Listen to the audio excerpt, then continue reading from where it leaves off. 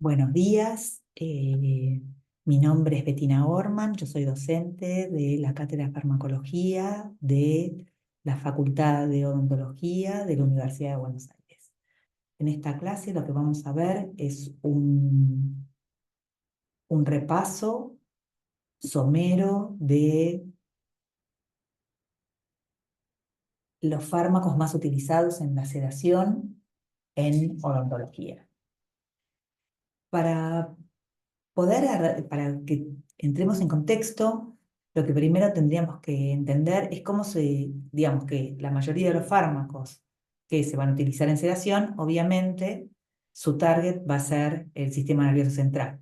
Y para ello vamos a hacer un repaso de cómo está organizado el sistema nervioso central, y podemos decir que el sistema nervioso central tiene una zona que se llama la corteza, que es donde se procesan las funciones sensoriales, motoras, asociativas, y donde se integran todas estas funciones que son somáticas y vegetativas. Por otro lado, la información llega por la médula, que recibe, por otro lado, envía y además integra toda esta información que es sensorial y motora, que proviene obviamente de la periferia. Pasa al mesencéfalo, donde se transmite esta información a la corteza y al sistema límbico, y donde también se integran especialmente los arcos reflejos.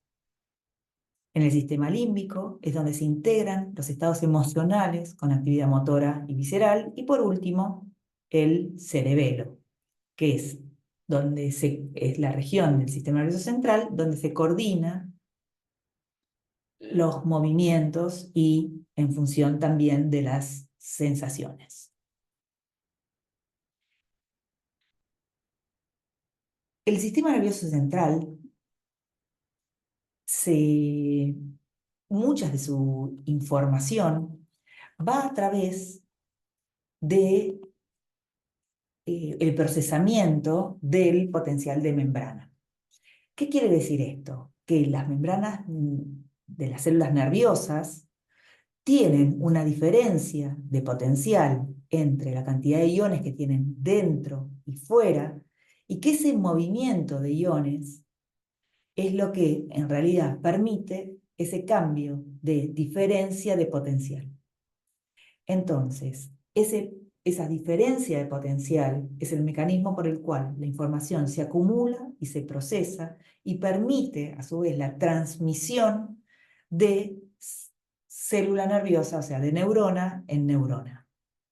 Entonces, dicho esto, esta transmisión a través de las membranas va a dar lugar entonces a la elaboración, digamos, a la síntesis y secreción de los neurotransmisores en la hendidura sináptica, que van a impactar sobre los distintos receptores, que estos receptores van a tener dos efectos principales: o van a ser excitatorios o van a ser inhibitorios. Se llaman excitatorios aquellos que son capaces de disminuir esa diferencia de potencial entre el adentro y afuera de la célula nerviosa. Entonces, como la célula es potencialmente, la diferencia potencial es negativa, al entrar a través de estos receptores, que son receptores canal, entran iones positivos, como el sodio y el calcio. Esto va a dar lugar a un fenómeno excitatorio. Dentro de los cationes, los que circulan son el sodio, que en general son canales muy rápidos, y los canales de calcio, que son receptores lentos, como por ejemplo el glutamatérgico, el glutamato y el aspartato. Al revés de lo que estamos diciendo, existen los canales inhibitorios, que son hiperpolarizantes. Son aquellos entonces que van a aumentar aún más la diferencia de potencial, haciendo que la posibilidad de transmisión sea menos probable. Y esto se realiza porque existen iones que son negativos, que van a ingresar entonces a la célula a través de un canal, que es un poro que le permite a los iones atravesarla, que en este caso es el ion de cloro. Entonces, al tener cargas negativas, aumenta la diferencia de potencial. En este caso, estamos hablando de dos neurotransmisores, que son la glicina y el GABA. Existen muchos fármacos cuyo target o blanco terapéutico es el sistema nervioso central. A esos fármacos los llamamos psicofármacos. Y pueden existir los psicofármacos, que son aquellos que deprimen, aquellos que estimulan y aquellos que hacen una disrupción del sistema nervioso central. Entonces, dentro de los psicolépticos tenemos a los hipnosedantes, a los ansiolíticos y a los antipsicóticos. Dentro de los psicoanalíticos tenemos aquellos que van a estimular al sistema nervioso central, que son, por ejemplo, la anfetamina, la cocaína, la cafeína, y aquellos que son los antidepresivos. Son aquellos que van a, de alguna manera, van a inhibir la degradación y van a permitir de los neurotransmisores que son estimulantes, como la serotonina, la noradrenalina, y van a permitir entonces que haya, al haber menor degradación, o un mayor tiempo en la hendidura sináptica, aumentando entonces el tiempo que tienen esos neurotransmisores para impactar sobre los receptores. Por último, los psicodislépticos son los alucinógenos, como por ejemplo el ácido lisérgico, la mescalina, y son en general todas estas nuevas drogas de diseño. Vamos a entrar de lleno entonces a uno de los primeros grupos que vamos a repasar en la breve sesión de hoy, que son las benzodiazepinas. Las benzodiazepinas tienen efectos ansiolíticos, sedantes, hipnóticos, anticonvulsivantes, son amnésicos y son miorelajantes. Estos son un grupo grande de fármacos, los cuales difieren entre sí por su potencia debido a su velocidad de pasaje por la barrera hematoencefálica. Eso va a dar lugar entonces a la rapidez a la cual van a dar lugar al efecto, a la fijación a los sitios no específicos, a su afinidad a los sitios específicos y algunas diferencias farmacocinéticas que hacen que unas sean preferentemente hipnóticas y otros que sean ansiolíticos. Las benzodiazepinas impactan sobre el receptor del GABA. En los receptores de GABA existen dos, el A y el B. El receptor de GABA A es un receptor de tipo canal. ¿Qué quiere decir esto? Que está conformado por distintos tipos de subunidades que al unirse el GABA tiene un cambio conformacional permitiendo entonces la entrada de cloro. Estos receptores se clasifican de acuerdo a las subunidades que lo conforman. En general están conformados por dos subunidades alfa, dos subunidades beta y una subunidad gamma. Entonces, ¿dónde se une el GABA? Entre las uniones entre las alfa y beta, o sea que tiene dos sitios de unión al GABA. A su vez, las subunidades alfa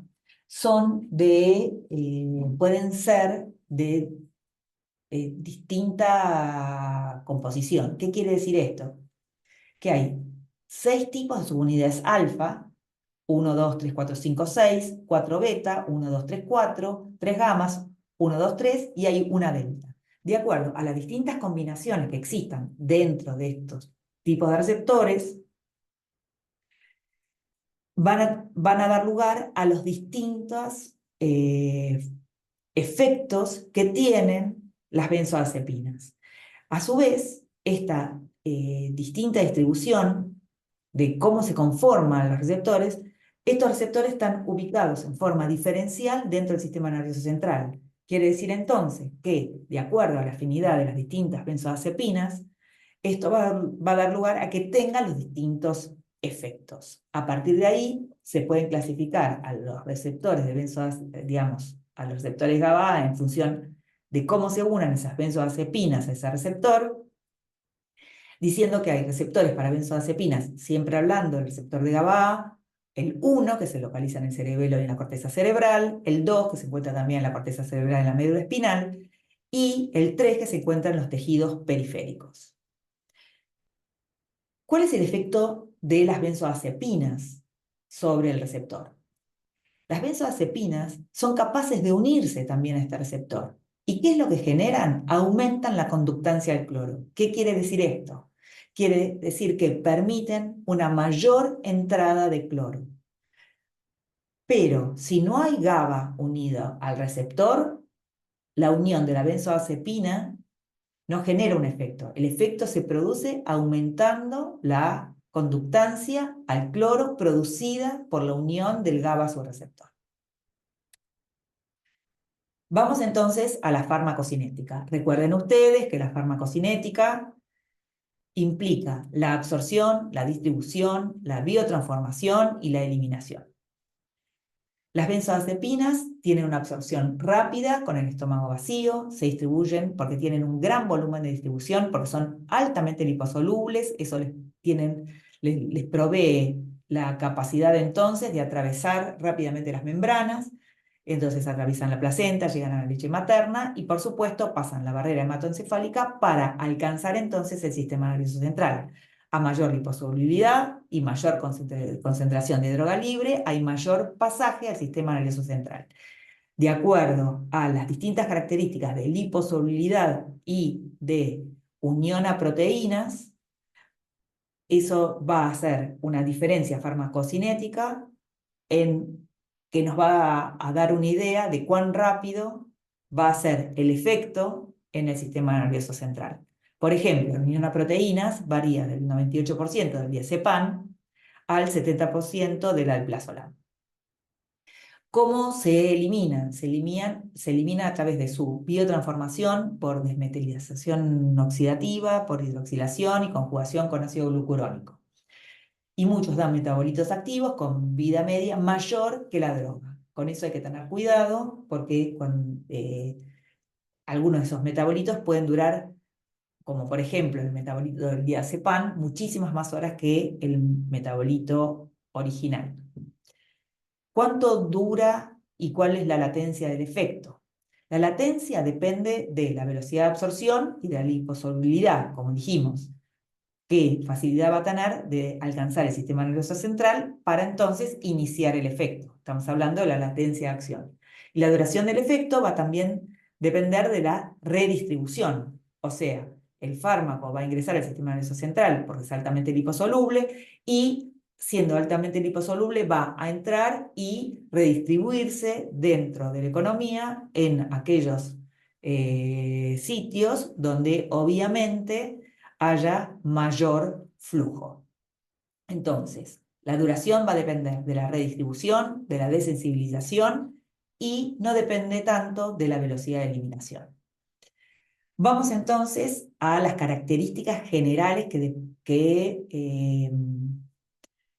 que presentan las benzodiazepinas. La primera que podemos nombrar es la reducción de la ansiedad. O sea, son ansiolíticos. A dosis bajas, las benzodiazepinas son ansiolíticas. Se cree que la reducción de la ansiedad se produce por un refuerzo selectivo de la transmisión GABAérgica en las neuronas que poseen la subunidad alfa-2 dentro de los receptores GABA-A, que inhiben entonces los circuitos neuronales en el sistema límbico central.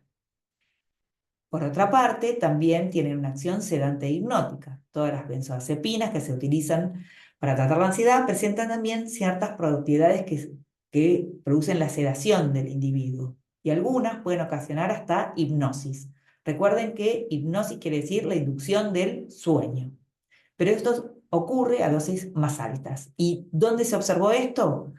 Se observó que estos efectos están mediados por los receptores GABA-A, alfa-1, a diferencia de los alfa-2, donde mostramos que son aquellos que producen la reducción de la ansiedad. Luego también producen amnesia anterógrada. ¿Qué significa esto? Este es un efecto que muchas veces es una gran ventaja cuando se utiliza una benzodiazepina para un proceso de sedación, porque el paciente no puede recordar todo lo que está vinculado con el uso de la benzodiazepina, que es en realidad que se utiliza para la inducción de la anestesia. Por lo tanto, lo podemos considerar en este caso un efecto que no es un efecto adverso, sino que sería un efecto esperado. Entonces, ¿qué produce la amnesia anterógrada? La alteración temporal de la memoria con el uso de las benzodiazepinas, también está mediada también por los receptores GABA alfa 1, que trastorna asimismo la capacidad individual de aprendizaje y de elaborar nuevas memorias.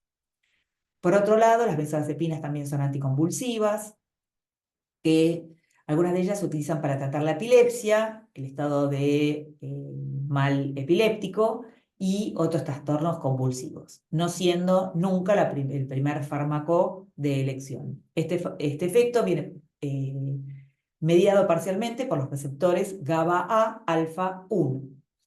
También son relajantes musculares. A dosis más altas, las benzodiazepinas relajan la espasticidad de los músculos esqueléticos, probablemente por aumentar la inhibición presináptica en la médula espinal, donde están localizados predominantemente los receptores GABA-A alfa 2. Vamos entonces al fármaco dentro de las benzodiazepinas, que es muy utilizado. Ahora vamos a explicar por qué el midazolam es el fármaco de elección para la sedación. Entonces vamos a su farmacocinética. ¿Cómo es su absorción? Tanto por vía oral como por vía intravenosa, por intramuscular, intranasal y rectal, se absorbe muy bien. La absorción debe ser en ayunas porque justamente posteriormente se producirá la sedación.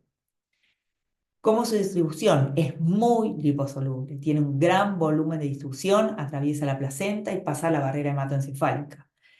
Y la propiedad que tiene de tener una alta liposolubilidad y su rápida absorción dan cuenta de su rápido pasaje por la barrera hematoencefálica, o sea que su latencia de acción es muy baja, o sea que empieza a actuar rápidamente, se redistribuye rápidamente, especialmente en áreas ricas en lípidos, como el sistema nervioso central y en el tejido adiposo, lo que explica su corto tiempo de duración de acción y que tiene una pequeña vida media de eliminación.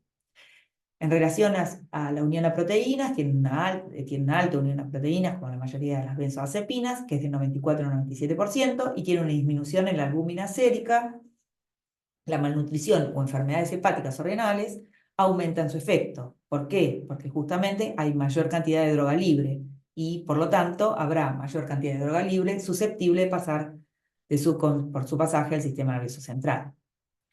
¿Cómo se biotransforma? Se biotransforma si se administra por vía oral, tiene un importante metabolismo de primer paso, entonces la cantidad de fármaco biodisponible es el 36% del fármaco administrado. ¿Qué sucede en el hígado? Sufre oxidación microsomal hepática, hidroxila 4-alfa hidroximidosilam, que es equipotente al midazolam. O sea, el metabolito es tan potente como el midazolam. Esto se ve afectado por la edad, por si hay una patología hepática que va a disminuir entonces la capacidad de biotransformación, a la presencia de otras drogas como la cimetidina, la isoniazida o los estrógenos, que lo que van a producir es entonces una inhibición de la biotransformación. Entonces va a haber menor cantidad va a haber un retraso en la biotransformación del fármaco. Posteriormente, el fármaco que pasa por fase 1 se conjuga con ácido glucurónico en fase 2 y lo que es interesante es que los otros metabolitos que constituyen el 4% de la dosis son el 1-hidroximidazolam, el 1,4-hidroximidazolam, que tienen una actividad menor. ¿Cómo se eliminan? Se eliminan por vía urinaria, acoplados obviamente a ácido glucurónico. Este fármaco se puede administrar por vía intranasal. Fíjense, por favor, en el diagrama, donde ustedes pueden ver que hay una forma correcta y una incorrecta de administrarlo. Y esto se debe a que el bulbo olfatorio se encuentra, como ustedes ven, en la zona superior. Entonces, si el fármaco se administra en forma, digamos, en línea con la nariz, las gotas no van a dar en el blanco terapéutico, que sería el bulbo olfatorio, mientras que si se dan en forma transversal, las gotas van a impactar directamente sobre el bulbo olfatorio. El volumen ideal es un volumen pequeño, menor a 0,3 mililitros, y se puede administrar hasta 1 mililitro por ambas fosas nasales. La dosis del midazolam es de 0,2 a 0,4 miligramos por kilo, y el inicio de acción se observa a partir de los 5 minutos. ¿Cuáles son las características de la vía intranasal? Que no requiere una técnica estéril, no utilizan agujas, la medicación intranasal no requiere ayuno previo, no tiene efectos adversos importantes a la dosis que se recomienda, es indolora, es rápida, es barata y es fácil de implementar con mínimo entrenamiento. ¿Cuáles son las contraindicaciones? Que si hay mucosidad, sangre o se ha administrado vasoconstrictores por esta vía. Entonces, no se puede utilizar. Las benzodiazepinas se clasifican por su vida media. Entonces, existen aquellas que tienen una acción corta, como el midazolam y el flumazenil, que lo vamos a ver a continuación, que es por eso que lo elegimos, porque justamente tiene una vida media corta, tiene una latencia de acción muy corta y una duración de acción corta también. Una acción intermedia, como el lorazepam o el oxazepam, y de acción larga, como el diazepam, el clonazepam y el clordiazepóxido. ¿Cuáles son los efectos adversos más frecuentes de las benzodiazepinas? La somnolencia diurna, en el caso que tengan una vida media más larga, la relajación muscular excesiva, la ataxia y la serostomía. Otros efectos adversos son las reacciones paradójicas, que son de inquietud, ansiedad e insomnio, síndrome confusional en los ancianos, hay que tener mucho cuidado con las benzodiazepinas en los ancianos, embriotoxicidad, farmacodependencia en algunos casos, y entonces hay que disminuir la dosis en forma gradual, y síndrome de abstinencia. ¿Cuáles son las precauciones que hay que tener en el uso del midazolam? El midazolam está contraindicado en pacientes con glaucoma de ángulo estrecho, medicados o no, y en pacientes con glaucoma de ángulo abierto no medicado. También hay que tener cuidado en pacientes con problemas respiratorios, como con EPOC, con asma, con anatomía anormal de las vías respiratorias y cualquier tipo de enfermedad pulmonar. En los ancianos hay que disminuir la dosis a la mitad por la susceptibilidad a los efectos depresores, porque justamente pueden presentar el síndrome paradojal o síndrome confusional. También cuando dijimos que las benzodiazepinas se biotransforman en el hígado, por lo tanto hay que tener cuidado en los pacientes que tienen insuficiencia hepática. Los pacientes que tienen insuficiencia renal son en general hipersusceptibles a los efectos depresores en el sistema nervioso central, y además pueden causar vasodilatación periférica y la subsecuente disminución de la presión arterial. También hay que tener cuidado con los pacientes que tienen la enfermedad de Parkinson, porque pueden experimentar un deterioro en su psicosis y en el estado cognitivo, en miastenia gravis, en los pacientes obesos y en los pacientes con insuficiencia cardíaca congestiva. La semivida y el volumen de distribución están aumentados. Evitar la suscripción durante el embarazo y en las mujeres que amamantan, porque, como dijimos, eran altamente liposoluble y pasan, obviamente, por la placenta y a la leche materna, y tomar en cuenta las interacciones medicamentosas, especialmente la potenciación con otros depresores del sistema nervioso central. ¿Cuáles son las interacciones medicamentosas de las benzodiazepinas? Con el tabaco disminuye el efecto de las benzodiazepinas, el alcohol y cualquier otro depresor del sistema nervioso central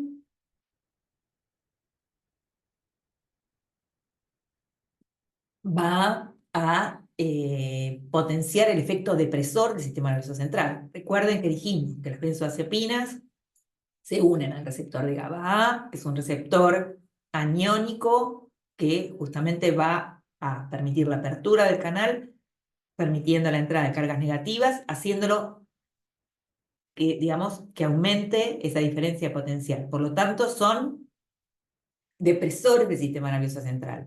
Entonces, lo que estamos haciendo con otro depresor del sistema nervioso central, como por ejemplo el alcohol, es sumar efectos depresores del sistema nervioso central. Hay que tener cuidado con otros psicofármacos, con los bloqueantes muscarínicos, con los bloqueantes histaminérgicos. Hay que tener cuidado con aquellas drogas que pueden inhibir el metabolismo oxidativo, como la cimetidina, la ranitidina, potencia el efecto hipnótico del midazolam. Hay que tener cuidado con los anticonceptivos orales, porque tienen un principio activo, que es el etinil estradiol, que puede inhibir el metabolismo de las benzodiazepinas, porque inhiben a los citocromos de la fase 1. Hay que tener cuidado también con los relajantes musculares periféricos, porque el efecto relajante muscular central de las benzodiazepinas potencia el efecto relajante periférico. Volvemos a mostrar cómo es el receptor de GABA y dijimos que el efecto se produce cuando cuando el GABA se une a los sitios que existen entre las subunidades alfa y beta, y que las benzodiazepinas lo que hacían era aumentar la conductancia al cloro. De la misma forma que las benzodiazepinas se unen, también hay un sitio para el flumazenil. El flumazenil, en particular, es una imidobenzodiazepina, que es el primer antagonista de las benzodiazepinas de uso clínico. Es el antagonista selectivo de los efectos centrales que dan lugar a que producen las benzodiazepinas. Entonces, si es un antagonista, ¿qué significa esto? El agonista es el que promueve el efecto, el antagonista es el que va a bloquear esos efectos. Entonces, ¿qué produce el flumazenil? Produce la reversión de los efectos adversos de la benzodiazepina. Entonces, depresión respiratoria y cardiovascular, y lo que es muy interesante es que cuando se usa el flumazenil, automáticamente cesa el efecto anestésico. ¿Cuál es su farmacocinética? Tiene un rápido comienzo de acción, 1 a 3 minutos, tiene una amplia distribución, tiene un metabolismo hepático y se excreta por riñón. ¿Cuál es la duración de acción? De 15 a 140 minutos, la dosis máxima es 0,5 miligramos y la dosis en sobredosis, porque estamos hablando de la reversión del efecto de las benzodiazepinas para sacar al paciente de cualquier efecto adverso que haya podido producir la benzodiazepina. Entonces, la dosis en la sobredosis es de 1 a 2 miligramos.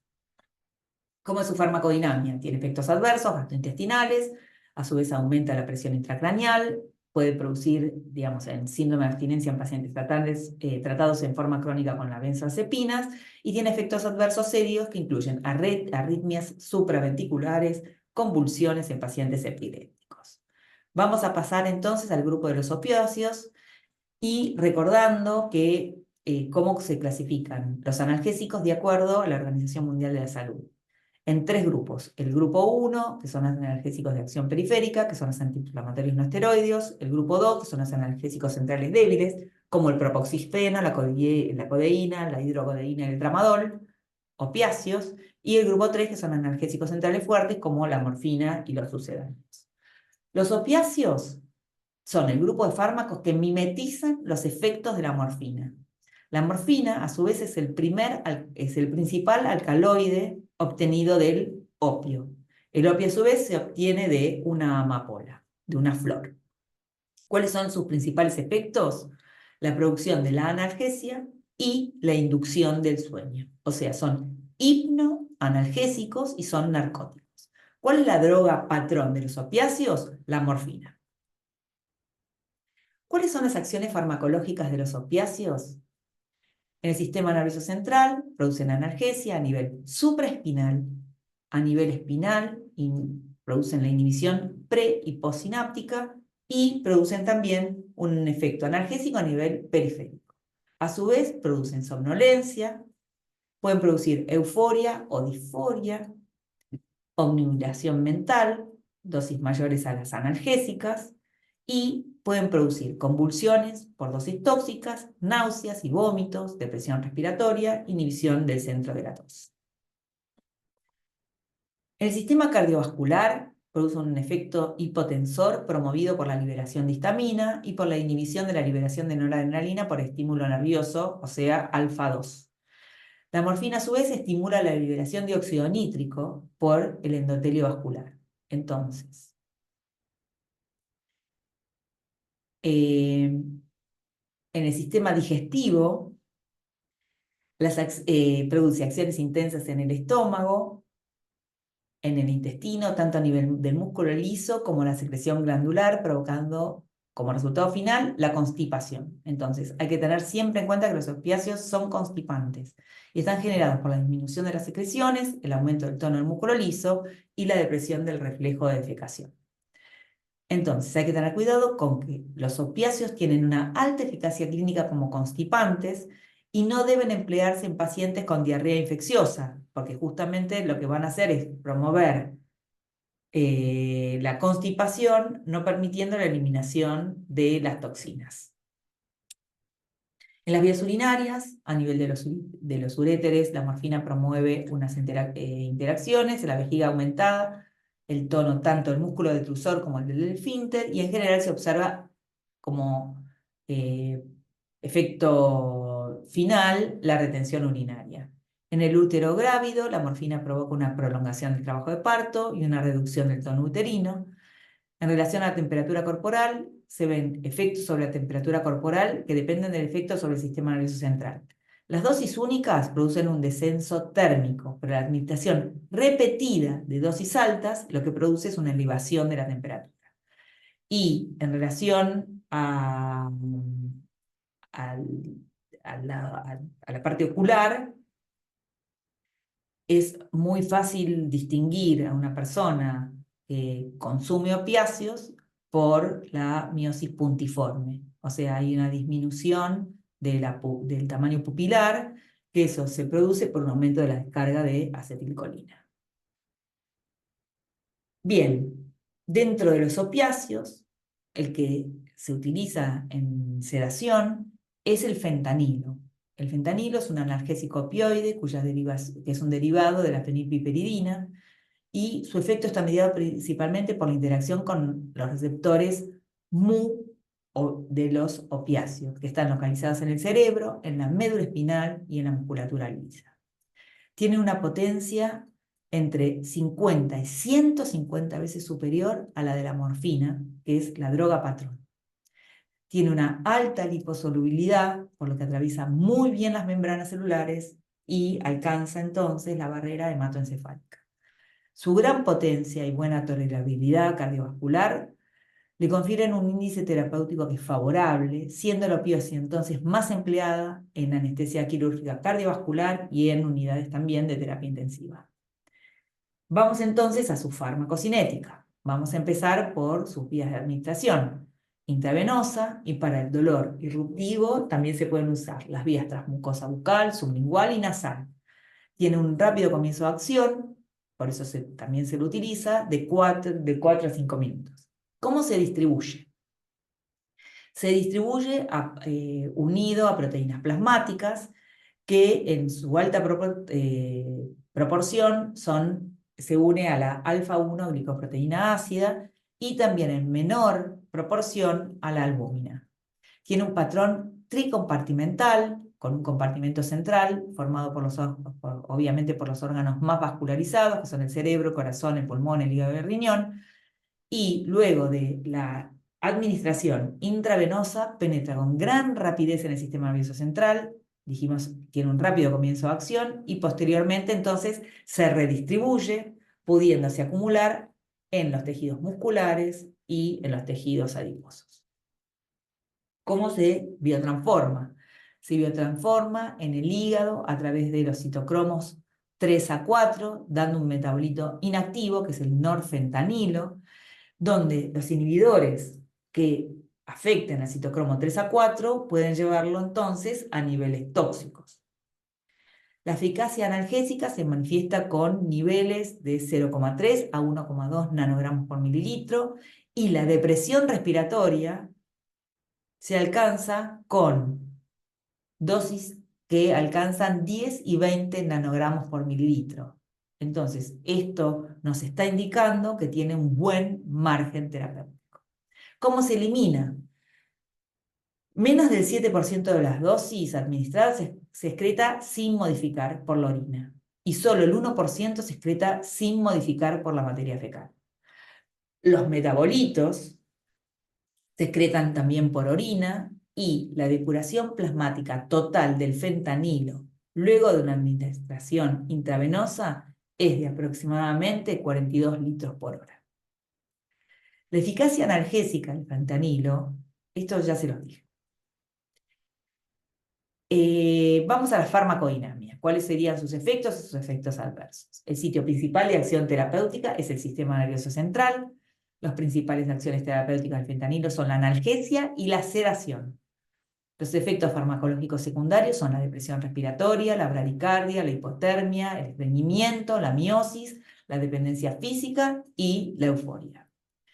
Como efectos adversos, tenemos que tener en cuenta la depresión respiratoria, la posibilidad entonces de bradicardia, de hipotermia, de estreñimiento, de miosis, de la dependencia física y la euforia.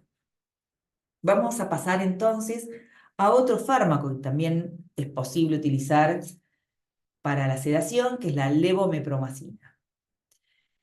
Esta pertenece al grupo de las fenotiacinas.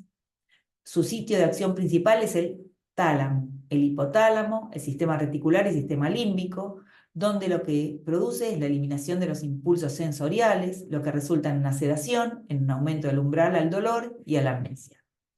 Su efecto analgésico es notable y se compara con el de la meperidina. Cuando se administra por vía intramuscular, este efecto es máximo aproximadamente a los 30 minutos y persiste durante 4 horas. Además, bloquea los receptores adrenérgicos alfa, a los receptores serotoninérgicos, a los histaminérgicos y a los colinérgicos, y además a los muscarínicos. Entonces, disminuye a su vez la ansiedad, la tensión y la actividad motora espontánea, y es eficaz en el tratamiento de la esquizofrenia y en los casos de psicosis aguda con excitación y agitación. Vamos a su farmacocinética. Sus vías de administración son la oral, la intramuscular, la infusión continua endovenosa subcutánea. Por vía oral, su concentración plasmática es máxima aproximadamente de 1 a 3 horas y de 30 a 90 minutos después de una inyección intramuscular. ¿Cómo se distribuye? Se distribuye en forma generalizada, siendo su volumen de distribución aproximadamente de 20 a 45 litros por kilo. Se biotransforma por el hígado, por sulfooxidación, desmetilación, hidroxilación, y algunos de sus metabolitos pueden ser farmacológicamente activos. Se elimina por orina y parcialmente por heces. Tiene una vida media de eliminación de 15 a 30 horas. ¿Cuál es su farmacodinamia? ¿Cuál es su efecto? ¿Cuál es su mecanismo de acción? ¿Cómo? Entonces, como su efecto es antipsicótico y neuroléptico. Disminuye la ansiedad, la tensión y la actividad motora espontánea, y es eficaz en el tratamiento de la esquizofrenia y en los casos de psicosis aguda con excitación y agitación. Como mecanismo de acción, bloquea los receptores dopaminérgicos y además bloquea los receptores adrenérgicos alfa, a los serotoninérgicos, a los histaminérgicos, colinérgicos, muscarínicos.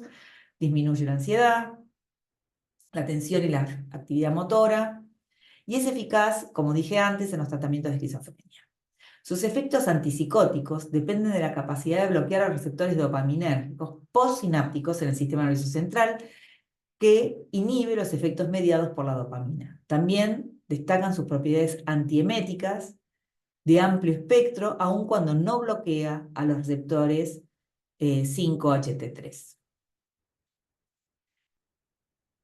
La molécula también posee propiedades antihistamínicas, como por ejemplo la sedación, adrenolíticas y anticolinérgicas relevantes. La levopromacina tiene un efecto antiemético, o sea, inhibe el vómito y refuerza la acción de los anestésicos. ¿En quién está contraindicada? En las mujeres embarazadas, en las mujeres que están en periodo de lactancia, en el glaucoma de ángulo estrecho, pacientes con retención urinaria vinculada a trastornos uretroprostáticos, pacientes con depresión severa del sistema nervioso central, como por ejemplo la secundaria de una intoxicación alcohólica, pacientes con antecedentes de la granulocitosis, pacientes que se encuentran recibiendo sultoprida y agonistas dopaminérgicos, como por ejemplo la mantamida, que puedan estar utilizando también entacapona, pergolide, etc. A su vez pueden producir síndrome neuroléptico maligno, pueden prolongar el intervalo QT, lo cual aumenta el riesgo de aparición de arritmias ventriculares serias del tipo de la torsada de Point, y puede llegar a ser potencialmente fatal, generar una muerte súbita. Producen disquinencias tardías, al igual que otros neurolépticos, y la administración de levomepromacina está contraindicada en niños menores de 10 años. Excepto en situaciones excepcionales, este medicamento no debe ser utilizado en caso de enfermedad de Parkinson. Tampoco en paralítico, en accidentes cerebrovasculares y pacientes ancianos con demencia. Vamos a pasar a otra droga muy utilizada, que es el Propofol, que es uno de los anestésicos generales más utilizados. El componente activo es el 2,6-diisopropilfenol, que es insoluble, se prepara entonces para presentación intravenosa al 1% en aceite. El Propofol, por su semivida de eliminación relativamente breve, suele utilizarse para el mantenimiento y para la inducción de la anestesia. ¿Cuáles son sus principales características? Que tiene un inicio rápido, actúa rápido, permite una inducción anestésica casi inmediata. Tiene una rápida recuperación, los pacientes suelen despertar y recuperarse rápidamente luego de su administración, y a su vez tiene propiedades antieméticas. Entonces puede ayudar a reducir las náuseas y los vómitos posoperatorios.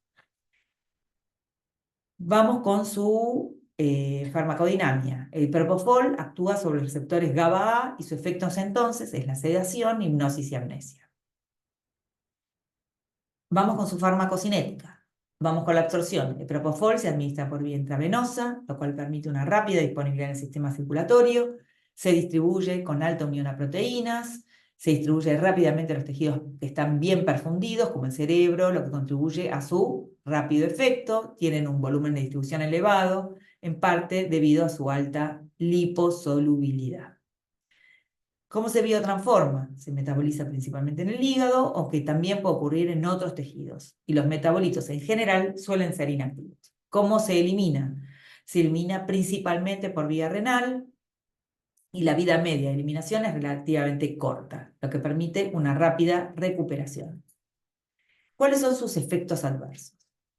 Sobre el aparato cardiovascular disminuye la presión arterial, eso depende de la dosis utilizada. En relación al aparato respiratorio, puede llegar a producir depresión respiratoria, entonces se debe vigilar la oxigenación y la ventilación adecuada. Tiene efectos antieméticos, por lo cual es una buena elección para pacientes con náuseas y vómitos, y se considera seguro para usarse en pacientes embarazadas. Vamos a pasar a la ketamina, que también es un análogo estructural de la feniciclina, ciclina, es el PCP, porque su administración es una mezcla racémica de los dos isómeros, la S y la R-ketamina. La ketamina es soluble en agua y está disponible en solución con cloruro de sodio. Es útil para anestesiar personas con hipotensión, aquellas que tienen broncoespasmos y para pacientes pediátricos. Produce un estado hipnótico distinto a los demás anestésicos que hemos comentado. Da lugar a un estado cataléptico definido como anestesia disociativa, porque los pacientes presentan una profunda analgesia, amnesia, no responden órdenes, pueden tener los ojos abiertos, pueden mover los miembros de manera involuntaria y pueden tener respiración espontánea. Vamos a su farmacocinética. ¿Cómo se administra? Se administran por vía endovenosa y también por vía intramuscular, oral, y también por vía nasal y por vía rectal. la dosis de inducción en forma intravenosa es de 0,5 a 1,5 miligramos por kilo, intramuscular de 4 a 6 miligramos por kilo, rectal de 8 a 10 miligramos por kilo. La ketamina tiene también un gran volumen de distribución, tiene una alta depuración, por lo que resulta adecuada para la administración intravenosa lenta y continua, con un mantenimiento de 25 a 100 microgramos por kilo por minuto. Puede inducir movimientos involuntarios que no se deben confundir de ninguna manera con la excitación anestésica. En relación a su distribución, se redistribuye de forma similar a los otros anestésicos generales y a diferencia tiene una baja unión a proteínas plasmáticas. Se biotransforma en el hígado por el citocromo TSA4, 2B6, 2C9, se biotransforma a un metabolito que es la norketamina, que tiene baja actividad en el sistema nervioso central y se elimina tanto por bilis como por orina. ¿Cómo actúa? Actúa a través de la unión a los receptores NMDA, N-metil-D-aspartato, y se unen al sitio PCP. Tiene diversos efectos adversos en el sistema nervioso central, aumenta el flujo sanguíneo encefálico y aumenta la presión entonces intracraneal. Está contraindicada en personas con alta presión intracraneal o riesgo de isquemia cerebral. Produce nistagmos, o sea, movimientos involuntarios de los ojos y dilatación pupilar, y está controvertido el aumento de la presión en el globo ocular. También puede producir delirio, que es una urgencia caracterizada por alucinaciones, sueños que son muy vívidos o muy reales, e ilusiones que generan malestar en los pacientes y pueden complicar el tratamiento postoperatorio. Ocurre con más frecuencia en la primera hora post y es menos frecuente en los niños. En el aparato cardiovascular aumenta la presión arterial, la frecuencia cardíaca y el gasto cardíaco, tiene efectos simpático-miméticos indirectos y está contraindicado en pacientes con posible isquemia cardíaca. En el aparato respiratorio, la presión respiratoria es menos intensa que con otros anestésicos generales. Y recuerden que la ketamina es broncodilatadora, es adecuada entonces para pacientes con posibilidad de broncoespasmos. Vamos, por último, a pasar al óxido nitroso. ¿Cuáles son las características del óxido nitroso? Que tiene un inicio rápido, actúa rápido y su efecto puede ser ajustado fácilmente durante el procedimiento. El flujo de gas es continuo, por lo que el volumen inhalado depende de la ventilación minuto del paciente. El procedimiento. La dosis es la necesaria para lograr el efecto clínico, o sea, una analgesia adecuada y una sedación consciente, sin que el paciente pierda la capacidad de responder a órdenes verbales, y esto hace que deba administrarse en presencia de un facultativo que vigile en forma continua la respuesta clínica. Se administra a través de una mascarilla facial adaptada a la morfología del paciente, que recibe la mezcla gaseosa de óxido nítrico y oxígeno a través de un tubo suministrado de gas. Tiene una respuesta de una recuperación rápida, los efectos se disipan en minutos después de dejar de inhalarlo y tiene mínimos efectos secundarios. Generalmente es muy bien tolerado, aunque puede causar en algunas personas náuseas. Vamos a su farmacocinética. La absorción se administra principalmente por inhalación, se absorbe rápidamente en los pulmones y entra en el torrente sanguíneo. La concentración alveolar está próxima a la concentración inhalada en menos de 5 minutos. ¿Cómo se distribuye? Se distribuye rápidamente a los tejidos, especialmente aquellos con un alto flujo sanguíneo, como el cerebro, y su concentración está próxima a la concentración inhalada, en menos de 5 minutos. Y debido a su baja solubilidad en sangre, se logra una rápida distribución.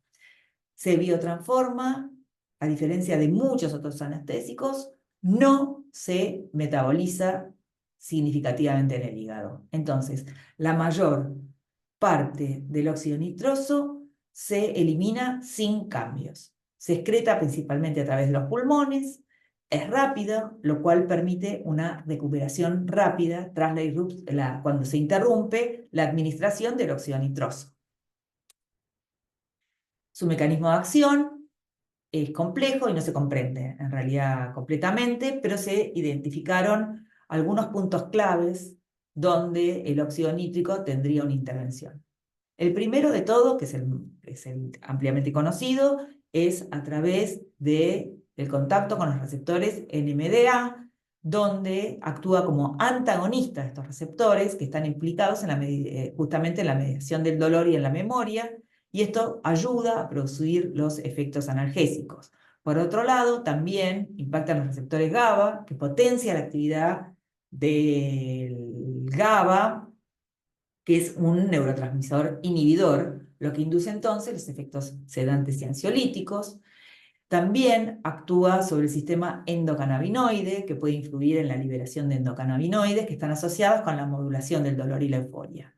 Y también, por último, también podría tener algún tipo de interacción con los opioides endógenos, que entonces podría llegar a promover la liberación de péptidos opiáceos, contribuyendo a sus efectos analgésicos.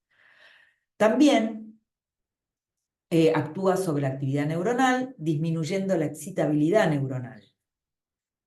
Entonces, resulta en una menor percepción del dolor y una disminución de la ansiedad. Como efectos terapéuticos, hablando de su farmacodinamia, produce analgesia, sedación y una sedación de euforia, reduce la percepción del dolor y la ansiedad, lo que lo hace útil en procedimientos médicos y odontológicos. La dosis a bajas concentraciones produce sedación y analgesia. Concentraciones más altas puede causar entonces la pérdida de conciencia y efectos anestésicos más profundos. Para ir terminando, podemos hablar de las ventajas de la utilización del óxido nitroso. Podemos decir que tiene un potente efecto analgésico y de muy rápida instauración, no se metaboliza en el organismo, o sea que tiene pocas interacciones con medicación que podría estar recibiendo el paciente, tiene un efecto de amnesia y ansiolítico ligero, no produce depresión respiratoria, la inducción y la reversión del efecto analgésico es muy rápida, dijimos que eran menos de 5 minutos, y por otro lado, no tiene ni gastrolesividad y los efectos secundarios sobre la coagulación. Espero que esta breve introducción a los fármacos que se utilizan en la sedación les haya sido útil y cualquier duda estaremos a su disposición. Muchas gracias.